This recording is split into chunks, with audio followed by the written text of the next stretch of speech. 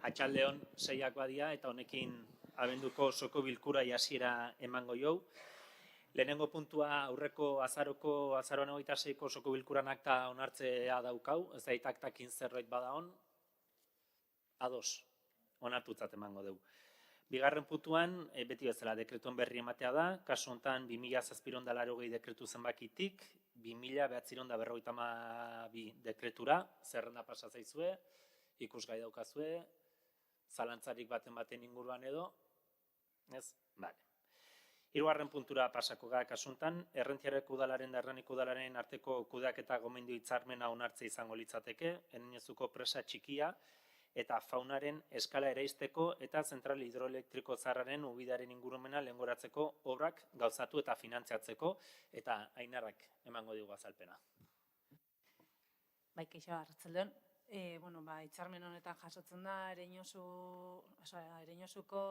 presa eraisteko eta kanala betetzeko lanketa egiteko Errenteriako udala eta Hernaniko udalaren akordioa.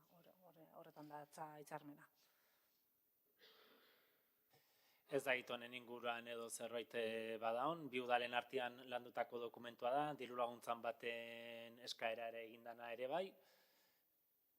Honek esan eduna da, Errenteriako udalak egingo ditula lizitazioak eta gero, eta udalari dagokiona Errenteriari ordainduko diola. Bai, zalantzarik, ez? Bozkatu egingo dugu, ez titulu oso irakurriko, bale? Errenteriako udalaren eta Hernaniko udalaren arteko kudeaketa gomendio hitzarmena onartzaren aldeko botuak, hau batez, onartzen da.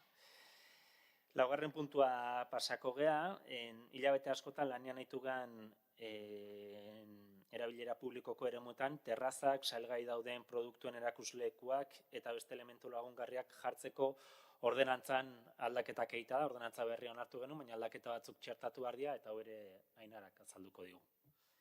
Bai, dakizuen moduan, zuzenketa bat egin beharra zan, zuzenketa hori egin behar zan, zenbaki baten zuzenketa konturatu ginen txarto zauen zenbaki bat zanez, osoko bilkuratik berriro pasatu behar zanez ordenantza hau, aprobetxatu genuen beste puntu baten zehaztapen bat egiteko. Zuzenketa 13. artikuluan egiten da, eta ipintzen genuen 4 aulkitik 6ra, baina gero beste 10. artikuluan aprobetxatu dugu, hobeto zehazteko gure ustez ondo ulertzen zen gauza bat, baina egia zen badazpadako gaizki ulerturik ez egoteko, aprobetxatuko dugu jake osoko bilkuratik pasatu behar zen, berriro hobeto idazteko. Zuekin dana kontrastatu dugu, beraz, ulertzen dut, ondo ulertzen dela oraingo honetan. Zaitu honen inguruan galderarik, zalantzariko zerbait komentatzeko, hau ere bozkatza pasako gaur dun. Erabilera publikoko eremuetan, terrazak, salgai dauden produktuen erakuslekuak eta beste elementu lagungarriak jartzeko ordenantzan aldaketak egitearen aldeko botuak, hau ere, hau batez onartzen da.